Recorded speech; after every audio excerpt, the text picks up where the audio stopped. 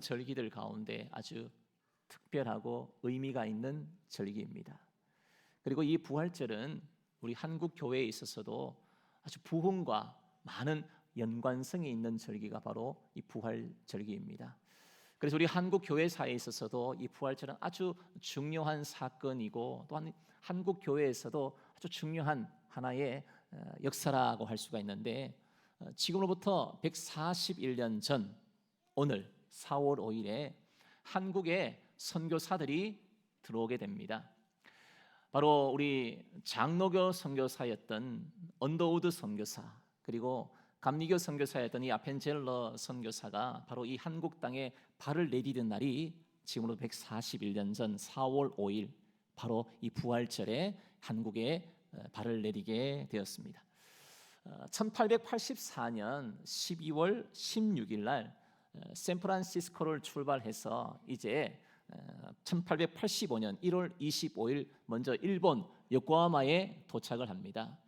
그리고 요코하마에서 한 2달 정도 시간을 지난 3월 31일 날 이제 일본 나가사키 항에서 언더우드 선교사와 그리고 아펜젤러 선교사가 함께 만나서 한국으로 들어오게 됩니다.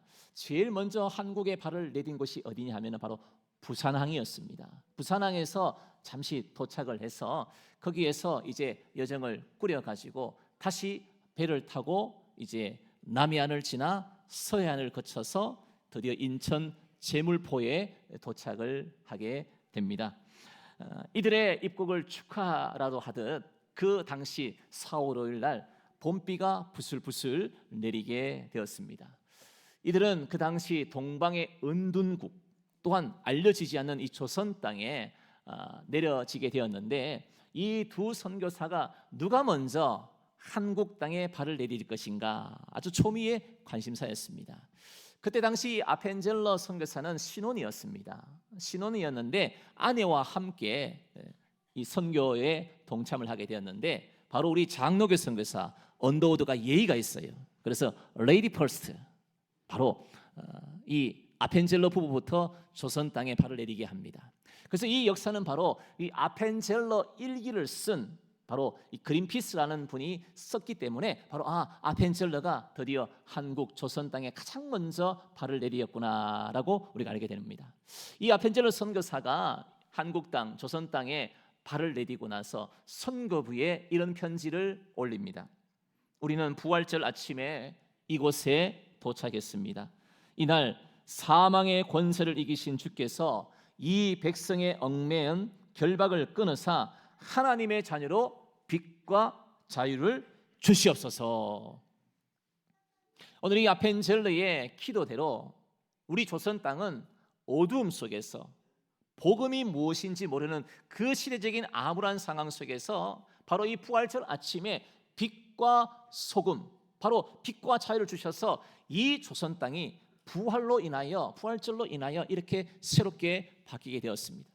여러분, 복음을 받았던 나라가 이제는 복음을 전파하는 나라, 세계에서 가장 많은 선교사를 배출하는 나라가 바로 미국인데, 우리 한국이 세계 5위권 안에 들어서 지금도 수많은 전 세계에 복음을 전하는, 복음을 받았던 나라에서 복음을 전하고 선교사의 사명을 감당했던 그 역사적인 사건이 어디냐? 바로 이 부활절 아침에 일어났던 사건입니다.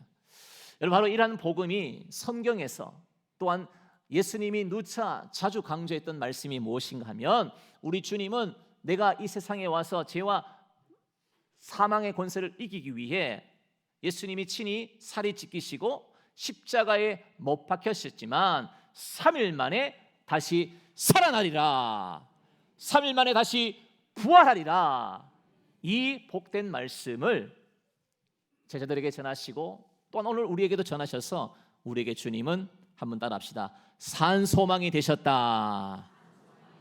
산소망이 되셨습니다. 누가? 바로 예수 그리스도의 부활하심으로 오늘 우리들은 산소망 되신 예수 그리스도를 예배하고 찬양하고 축하하게 되는 것입니다. 고린도전서 15장 14절 말씀에 보면, 그리스도께서 만일 다시 살아나지 못하셨으면 우리가 전파하는 것도 헛것이요 또 너희 믿음도 무엇이다? 헛것이라고 되어 있어요. 오늘 이 아침에 우리가 이 부활의 기쁨을 누리기 위하여 이 아침 우리 전 세대가 함께 모여서 예배드리는 것, 또한 이 부활주의를 통하여 예수 그리스도의 부활을 기념하고 또한 믿기에 이 자리에 있는 줄로 믿습니다. 여러분, 부활절은 우연한 일이 아닙니다. 부활절은 신화의 그런 내용이 아닙니다. 예수 그리스도는 사실이고 역사이고 하나님의 은혜입니다. 여러분, 기독교는 그래서 우리를 무슨 종교라 부르느냐? 우리 기독교를 부활의 종교다라고 부르고 있습니다.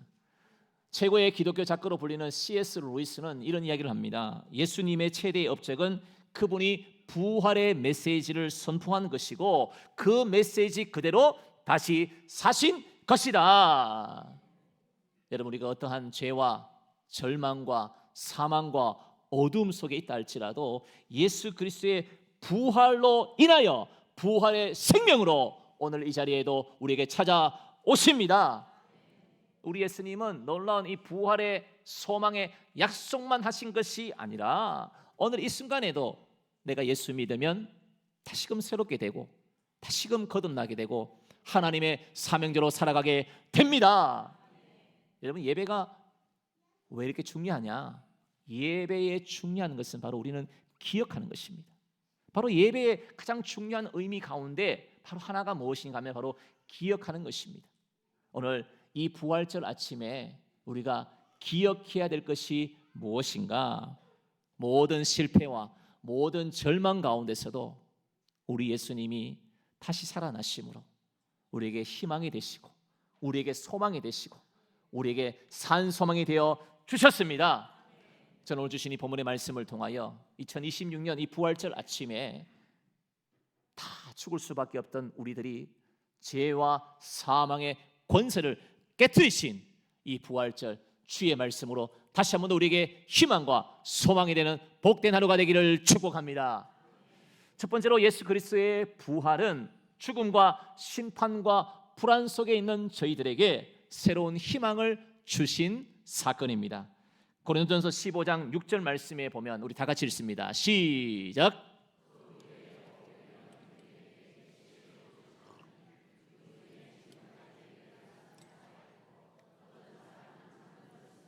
아멘. 오늘 우리 예수님의 이 부활의 사건은 여러 많은 제자들과 500명 이상 사람들에게 또한 여러 번 예수님이 부활하신 것을 목격하게 되고 만나보게 되었습니다. 이것은 그 누구도 부인할 수 없는 사건이 바로 예수 그리스도의 부활입니다. 여러분, 인간에게 있어서 죽음은 참 말로 하기가 어려운, 설명하기 어려운 난제 중에 하나가 바로 죽음입니다. 또한 이 부활 역시도 마찬가지로 우리가 설명하기 어려운 하나의 신비의 영역이다라고 할 수 있습니다. 여러분 잘 아시듯이 요한복음 11장을 보게 되면 예수님이 나사로를 살리신 그 사건의 이야기가 나옵니다. 요한복음 11장 43절에 이 말씀을 하시고 큰 소리로 누구를 부르셨죠? 나사로야 라고 부르셨어요. 나사로야 부르셨어요. 여러분, 예수님께서 지금 나사로는 죽었습니다. 시체가 썩어 냄새나는 그 무덤 앞에 예수님이 가셨는데 예수님이 뭐라고 부르셨느냐? 나사로야 라고 부르셨어요. 오늘 이 본문의 말씀을 통하여 어떤 목사님은 아주 재미있게 이렇게 해석한 것을 보았습니다. 예수님께서 그 많은 그 시신들 가운데 왜 예수님이 그냥 나오라 하면 될 텐데 왜 나사로야 라고 이름을 부르셨을까? 여러분 궁금하지 않아요? 왜 나사로야 그냥 나오라 라고 하면 될 텐데 왜 이름을 부르셨을까? 이 목사님은 이렇게 해석합니다. 예수님이 이름을 안 부르셨으면 죽었던 시체가 다 살아날까 봐. 이해가 잘 안 되지요? 그래서 예수님이 나사로야 나오라고 부르셨다는 것입니다.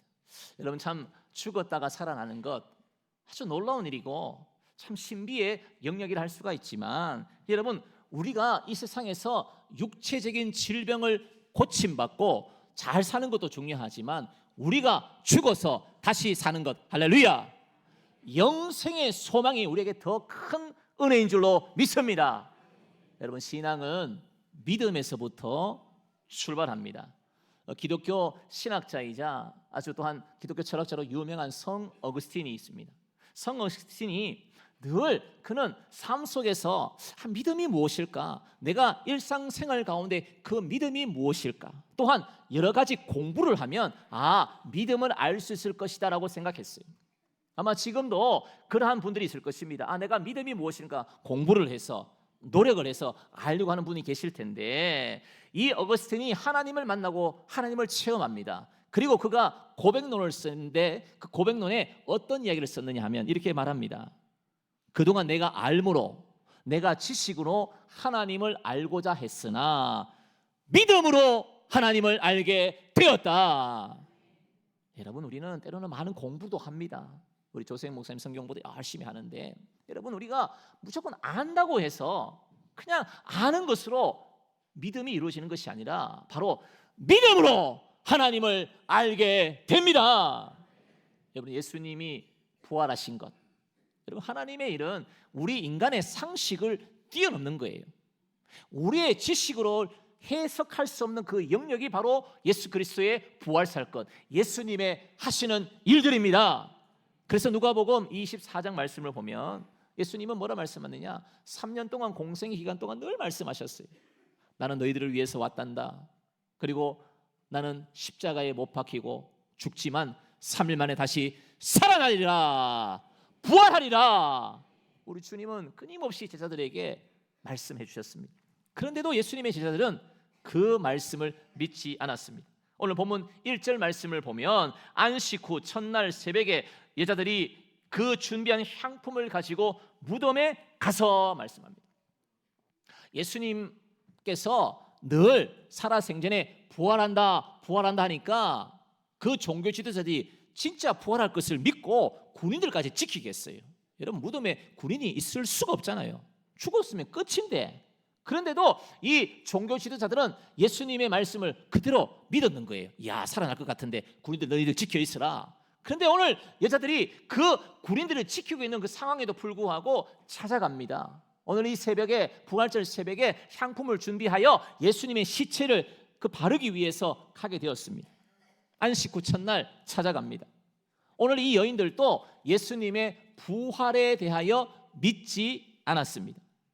그리고 이 부활절 아침에 찾아온 여인들의 이름이 오늘 본문 10절에 등장하고 있는데, 오늘 본문 10절 말씀 보면 이 여자들은 막달라 마리아와 요한나와 야고보의 모친 마리아라, 또 그들과 함께한 다른 여자들도 이것을 사도들에게 알리니라. 오늘 이 막달라 마리아와 마리아가 예수님의 죽으신 시체에다가 향품을 바르기 위해서 가게 되었다는 것입니다. 그런데 가보니까 놀라운 일이 벌어집니다. 예수님의 무덤 앞에 큰 돌이 가로막혀서 사람의 힘으로는 그 돌문을 열 수 없는 그 상황 속에 가보니까 큰 돌이 옮겨져 있습니다. 그리고 예수님의 시체가 있는가 들어갔더니 시체가 사라졌어요.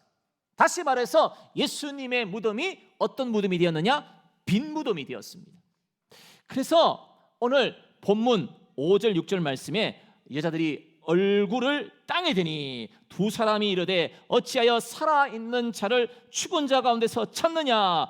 여기 계시지 않고 갈릴리에 계실 때에, 다 같이 시작. 아멘. 오늘 본문 5절과 6절 말씀에서 중요한 단어 하나가 있는데 그것이 뭐냐? 기억하라는 거예요. 기억하라. 우리 예수님은 공생의 기간 동안 수많은 성도들, 수많은 제자들에게 늘 가르쳤던 말 중에 하나가, 알려줬던 중요한 단어 중에 하나가 뭐냐? 기억하라라는 말씀하셨습니다. 그래서 여러분, 마가복음 14장 9절 말씀을 보면 내가 진실로 너희에게 이르노니 온 천하에 어디서든지 복음이 전파되는 곳에는 이 여자가 행한 일도 말하여 그를 무엇하라? 기억하리라. 우리 예수님이 십자가에 달려 돌아가기 전에 이 여자가 행하였던 아주 놀라운 일들을 기억하도록 해라. 그리고 누가복음 22장 19절 말씀에도 또 떡을 가져 감사 기도하시고 떼어 그들에게 주시며 이르시되 이것은 너희를 위하여 주는 내 몸이라. 너희가 이를 행하여 나를 무엇하라? 기념하라 라고 되어 있어요. 우리가 지난주에 성찬식을 하게 되었는데 오늘 이 기념하라라는 말씀을 원문에는 뭐라고 되어 있느냐? 기억하라고 되어 있어요. 그래서 예수님께서 이것은 내가 너희를 위하는 살이다, 이것은 내가 너희를 위한 피다, 떡과 포도즙을 주시면서 이것을 기념하라, 이것을 기억하라, 우리 예수님이 말씀하셨습니다. 오늘 예수님의 장례를 위해 준비한 이 여인의 행동, 여인의 모습도 기억해라. 그리고 오늘 본문 말씀에도 아니 주님이 갈릴리에 계실 때에 너희들에게 한 말이 기억이 나지 않느냐. 그리고 오늘 주님께서도 십자가의 부활, 십자가의 죽으심과 부활에 대해서 너희들이 기억하라. 우리 주님은 끊임없이 우리에게, 제자들에게 말씀하셨습니다. 그리고 오늘 본문 7절과 8절 말씀에 보면 이르시기를 인자가 죄인의 손에 넘겨져 십자가에 못 박히고 제3일에 다시 살아나야 하리라 하셨느니라 한데 그들이 예수의 말씀을 기억하고, 할렐루야. 여러분, 예수를 믿지 않았던 대제사장들은 예수님의 말씀을 기억합니다. 그런데 예수님과 3년 동안 함께 따라했던 예수님의 제자들은 예수님 말씀을 기억하지 않았습니다. 믿지 않았습니다. 그래서 오늘 본문 10절 말씀에 오늘 나온 여인들이 야, 예수님의 부활을 보고 예수님이 부활했습니다, 예수님이 부활했습니다, 너무너무 이 기쁜 소식을 제자들에게 전합니다. 그런데 예수님의 제자들은 어떠한 반응을 했느냐? 제가 오늘 본문 11절 예수님의 제자들의 반응을 읽어드립니다. 사도들은 그들의 말이 허탄한 듯이 들려 믿지 아니하나. 우리 예수님이 살아생전에 말씀하셨고, 그리고 오늘 여인들이 예수님의 부활을 보고 제자들에게 이 기쁜 소식을 알려주었음에도 불구하고 오늘은 그들은 어떠한 듯이? 허탄한 듯이라고 되어 있어요. 허탄한 듯이. 여기서 이 허탄한 듯이라는 것을 원문에 보면 뭐라고 되어 있느냐 하면 레로스라는 단어입니다. 레로스라는 단어는 무슨 뜻이냐? 말도 안 되는 소리야, 쓸데없는 잡담하지 마, 이 뜻이 바로 허탄한 듯, 레로스라는 단어입니다. 다시 말해서 이 여인들이 야, 우리 예수님의 무덤에 갔더니 예수님의 시체가 없고 빈 무덤입니다, 예수님 말씀대로 부활하셨습니다라고 말해도 예수님의 제자들은 말도 안 되는 소리 하지 마, 레로스, 허탄한 듯이 말도 안 돼, 어처구니 없는 소리 하지 마라고 말합니다. 그런데 거기에 누가 있었느냐? 예수님의 수지자 베드로, 그리고 예수님이 사랑했던 요한이 오늘 예수님의 무덤에 정말인가 찾아갑니다. 본문 12절 말씀, 베드로는 일어나 무덤에 달려가서 구부려 들여다 보니 세마포만 보이는지라 그 된 일을 놀랍게 여기며 집으로 돌아가니라. 오늘 여러분들 예수 그리스도의 부활이라는 이 말씀을 수백 번 수천 번 들어도 아직까지 예수님의 부활이 믿겨지지 않고, 아니 사람이 죽었는데 어떻게 다시 살아나, 그런 일은 세상에 어떤 일이 있을 수가 없는 것이야 라고 아직도 예수 그리스도의 부활을 믿지 않는 분들이 계십니까? 저는 오늘 이 자리에 아직도 예수 그리스도의 부활이 믿겨지지 않는다면 제가 책을 하나 소개해 드리려고 합니다. 리스토벨이라는 분이 지은 예수는 역사다라는 책이 있습니다. 이 리스토벨은 누구냐 하면은 기자 출신입니다. 그리고 저널리스트입니다. 이분이 한 번은 보니까 자신의 가족들이 교회를 가는 거예요. 예수님을 믿는다는 거예요. 그래서 자기 기자 출신인 리스토벨이 있을 수가 없다, 아니 아직 이 엉터리 같은 신앙 기독교가 어디 있어, 자기는 무신론자예요. 그리고 예수 그리스도의 부활을 믿지 않습니다. 그런데 자신의 가족이 예수님을 믿는다 하니까 아니 내가 한번 정말 이 기독교를 한번 조사해 봐야겠다. 그리고 예수님의 부활이 있다는데 믿을 수가 없어, 어떻게 사람이 죽었다가 살아나. 그래서 이 사람이 기자 정신을 가지고 예수님이 부활했나 부활하지 않았나 증거를 막 수집하기 시작합니다. 그래서 막 연구를 하고, 기자니까 얼마나 조사를 많이 했겠어요. 그런데 조사하면 조사할수록 예수 그리스도의 부활은 사실이다, 예수 그리스도의 부활은 사실이다, 조사를 하면 할수록 증거들이, 예수님이 부활했다는 증거들이 자꾸 나오는 거예요. 그래서 그분이 내가 예수 믿어야겠구나, 예수 그리스도의 부활은 진짜 사실이구나.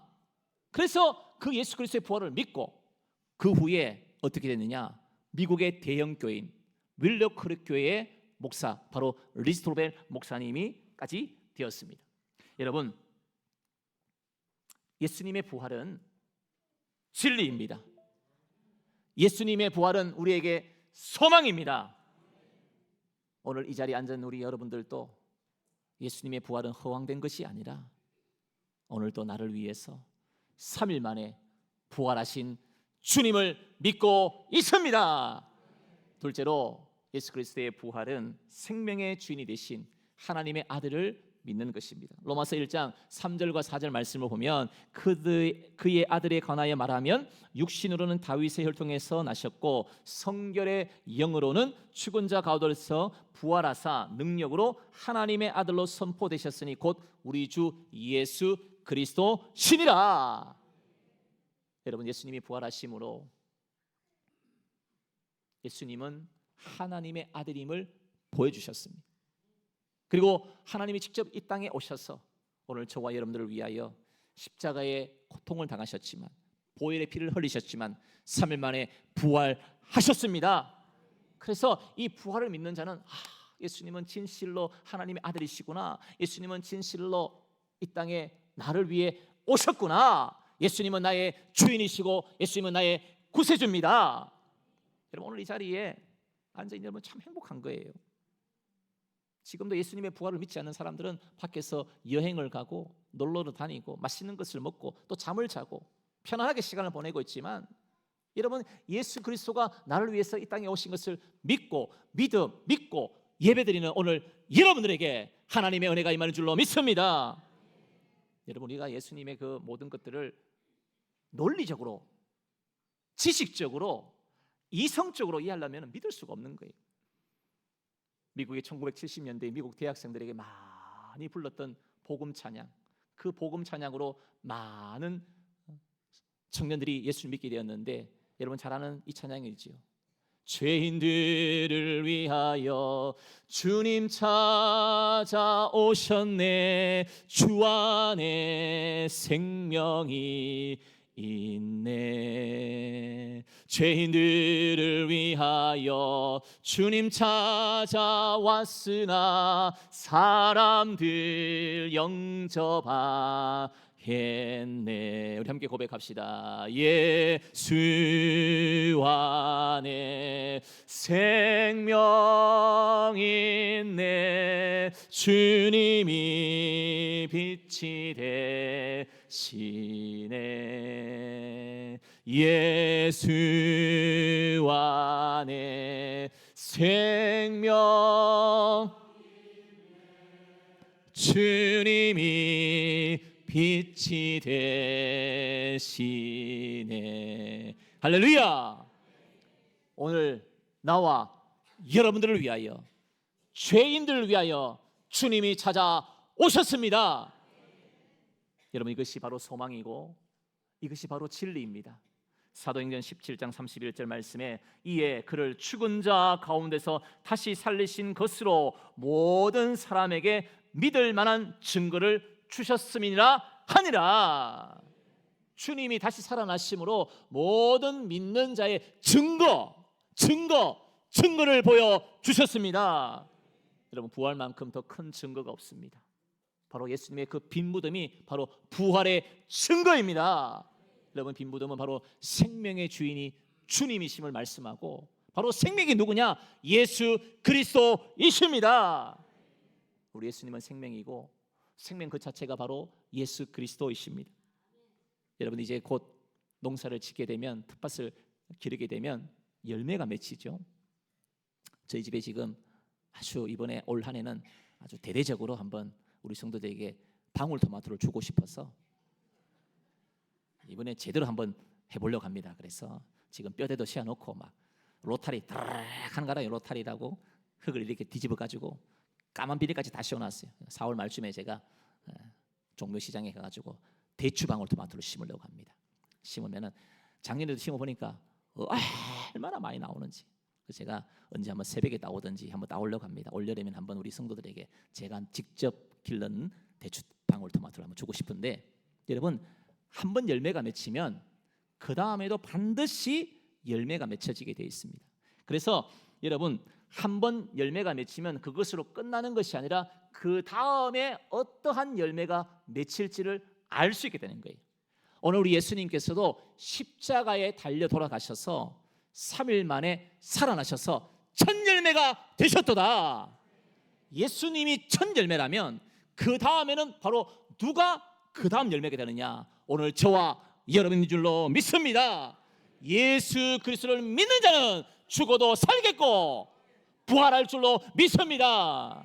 여러분, 부활을 믿는 자는 죽음을 두려워하지 않습니다. 제가 아까 좀 전에 말씀드렸던 성 어거스틴의 고백론을 보게 되면 어머니에 대한 한 이야기가 나옵니다. 원래 어거스틴은 북아프리카 타가스테라는 지역에서 살았습니다. 이 타가스테는 현재 알제리 북동부에 해당되는 지역인데 그곳에서 아버지가 돌아가십니다. 그리고 아버지가 돌아가시니까 거기에 장례를 치르게 됩니다. 그리고 그 옆에 누구의 묘를 두었느냐? 어머니 가묘. 어머니가 돌아가시면 여기에 묘를 어머니를 안장하겠다. 우리나라 풍습과 아주 비슷하죠. 지금도 보면은 미리 돌아가시기 전에 아내, 남편의 묘를 이렇게 미리 가묘를 해두는 것이 있잖아요. 그런데 이제 이 어거스틴이 이탈리아로 넘어옵니다. 이탈리아로 넘어와가지고 거기에서 이제 새롭게 교부가 됩니다. 교부가 되었는데 이제 시간이 흐르니까 어머니도 노쇠해지게 되고 어머니 걱정을 하게 됩니다. 이 어거스틴이 어머니가 돌아가시면 다시 저 북아프리카에 가가지고 어머니를 안장을 해야 되는데 어떻게 하지? 너무 거리도 멀고 어떻게 할까? 늘 고민하고 있었습니다. 그런데 그 아들의 걱정을 어머니가 알았습니다. 어머니가 알면서 그 고백록에 보게 되면 어머니가 이렇게 말해줍니다. 아들아, 내가 어디 묻힐지 뭐 그렇게 걱정하느냐?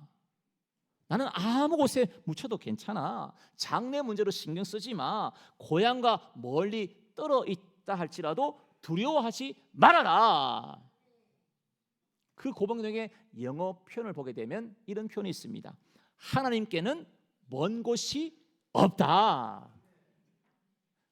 여러분, 때로는 우리가 이런 걱정을 하죠. 한 번씩 장례를 나면 저한테 물어요. 목사님, 안장하고 싶은데, 그냥 묻고 싶은데 화장해도 괜찮겠어요? 화장해도 괜찮겠어요? 물어요. 괜찮습니다, 여러분. 화장한다고 괜찮고, 안장 땅에 묻는다고 매장한다고 괜찮고, 화장한다고 문제가 되는 것이 아닙니다, 여러분. 요즘은 또 수목장도 많이 해요. 수목장도 많이 하는데 아무런 문제가 되지 않습니다. 부활에는 전혀 문제가 되지 않습니다. 어디에 묻히든지 문제가 되지 않습니다. 시신을 못 찾아도 걱정하지 마십시오. 부활은 문제가 되지 않습니다. 오늘 여러분들도 이 부활의 주님을 다시 한 번 더 믿고 그 믿음의 길을 달려가는 복된 성도가 되기를 축복합니다. 마지막으로 예수 그리스도의 부활은 죽음이 끝이 아니라 영생의 소망이 있음을 보여준 사건입니다. 여러분, 내가 예수 믿기 이전과 예수 믿고 난 뒤에 달라진 점이 뭐가 있을까? 여러분 잘 생각해 보면 내가 예수 믿기 전에는 죽음이 두려웠습니다. 그런데 예수 믿고 난 이후에는 죽음이 두렵지가 않습니다. 그래서 여러분 죽음에 대한 해석이 달라지는 것을 볼 수 있는데, 제가 아는 권사님 한 분이 의사에게 3개월 시한부 진단을 받습니다. 여러분들이 의사에게 그런 진단을 받게 되면 어떻게 됐어요? 다 두렵잖아요. 막 눈물 흘리고. 근데 그분은 병원에 신방하니까 목사님 너무 감사해요 하는 거예요. 권사님 뭐가 감사해요 하니까 제가 그래도 하나님 앞에 올라가기 전에 3개월이라는 시간을 준비할 수 있잖아요.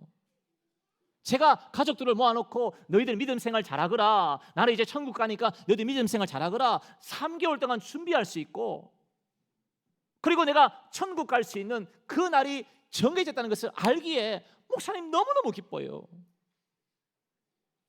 여러분 이런 기쁨, 이런 고백은 부활의 소망을 가진 자만이 할 수 있는 고백입니다. 여러분 동양의 문화는 죽음에 대해서 아주 안 좋은 것으로 생각합니다. 그래서 죽음에 대한 말하는 것 자체도 싫어하지요. 그래서 여러분 장례식장 가게 되면, 우리 불신자 장례식장 가면 거기 항상 무엇을 피워두냐면 향을 피워둬요. 이 죽음의 향이 빨리 사라지라고 향을 피우기도 하고, 그리고 촛불을 켜두잖아요. 촛불. 왜 촛불 켜는 줄 알아요? 두려워가지고, 무서워서. 깜깜하면 안 되니까. 그래서 그 촛불을 켜두기도 하고, 또 국화로 아주 휘황찬란하게 빈소를 꾸미는 것을 볼 수 있습니다. 여러분, 우리 그리스도인들은 부활의 소망이 있기에 여러분, 인간적인 슬픔이 있지만 다시 만날 그날이 약속된 줄로 믿습니다. 그래서 우리는 그 부활절에도, 그 장례식 가운데서도 우리는 찬송할 수 있어요. 세상 사람들은 이상하지요. 어떻게 찬송을 부르느냐? 아이고 아이고 아이고, 곡을 올려야 되는데 우리 예수 믿는 성도들은 장례식에 가면 어떻게 하느냐? 잠시 세상에 내가 살면서 항상 찬송 부르다가 날이 저물어 오라 하시면 영광 중에 나 다같이 열린 천국문 내가 들어가 세상 짐을 빛난 면류관 받아 쓰고서 주와 함께 길이 살. 할렐루야. 누구와 함께 길이 살리? 할렐루야. 여러분, 주와 함께 사는 거예요. 우리 아이들도, 목사님요, 우리는 아직도 엄마 아빠하고 오래 살아야 돼. 알 수 없어. 너희들이 먼저 갈 수 있어. 응? 목사님요, 저는 아내가 있어야 됩니다. 남편이 있어야 됩니다. 몰라, 알 수 없는 거예요. 그러나 누구와 길이 사느냐? 주와 함께 길이 사는 줄로 믿습니다. 고린도전서 15장을 보게 되면 만약 부활이 없다면, 만약 부활이 없다는 말씀이 8번이나 등장하고 있습니다. 그만큼 우리의 신앙이 무엇이냐? 신앙의 핵심이 무엇이냐? 부활이라는 것을 말씀하고 있습니다. 그래서 고린도전서 15장 19절에 만약 그리스도 안에서 우리가 바라는 것이 다만 이 세상의 삶뿐이면 모든 사람 가운데 우리가 더욱 불쌍한 자이리라. 그리스도의 부활이 없다면 우리는 세상에서 가장 불쌍한 자예요. 이 딱딱한 의자에 앉아가지고, 목사님 빨리 밥 먹고 싶은데 오늘 설교 왜 이렇게 길어요? 빨리 하고 끝내세요. 얼마나 힘들겠어요. 이 딱딱한 의자에 앉아서 밥 생각밖에 안 나오고 커피 생각밖에 안 나오고 오늘은 메뉴가 멀고. 여러분, 부활이 있기에 우리에게 소망이 있는 줄로 믿습니다. 한번 따라합시다. 나는 천국에 소망이 있다. 죽어도 천국 간다. 할렐루야. 이러한 소망을 가지고 여러분의 인생에도 승리하기를 축복합니다.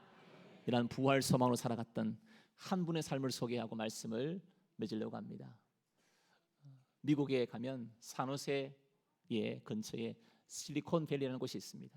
이 실리콘밸리에 여러분들이 잘 아는 대학교, 스탠퍼드 대학교가 있습니다. 여러분, 이 스탠퍼드는 누가 세웠느냐면은 바로 릴랜드 스탠퍼드라는 분이 세웠는데, 이분은 센트럴 퍼시픽 철도를 설립하고 캘리포니아 주지사를 지낸 아주 실업가이자 정치인이고 아주 부유한 사람이었습니다. 그런데 이 스탠퍼드에게는 아주 귀한 아들 하나가 있었습니다. 이 아들 하나와 함께 온 가족이 이탈리아 피렌체로 여행을 갑니다. 그래서 가족 여행이 얼마나 행복하겠어요. 함께 여행을 갔는데 그만 거기에서 장티푸스에 걸립니다. 그 아들이 장티푸스에 걸려서 중학교 2학년, 그 어린 나이에 그만 그곳에서 죽게 되었습니다. 얼마나 가슴 찢어지는 일입니까? 아니, 하나밖에 없는 아들을, 중학교 2학년밖에 된 아들이 그 자기가 살고 있는 땅도 아닌 이탈리아 외국에 가서 죽었으니 하나님 앞에 부르짖습니다. 하나님, 왜 우리 가정에 이런 일이 벌어졌습니까? 하나님 왜 이렇습니까? 그렇게 눈물로 기도하다가 하나님 은혜를 체험하게 되었습니다. 이 가정은 다시 일어서게 됩니다. 다시 부활신앙으로 일어나게 되었는데, 이제 자신의 살고 있는 캘리포니아로 돌아와서 그들은 이렇게 고백합니다.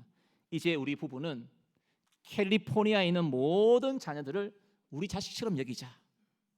그리고 그 아들을 위해서 내 생애를 바치자 다짐하게 되었습니다.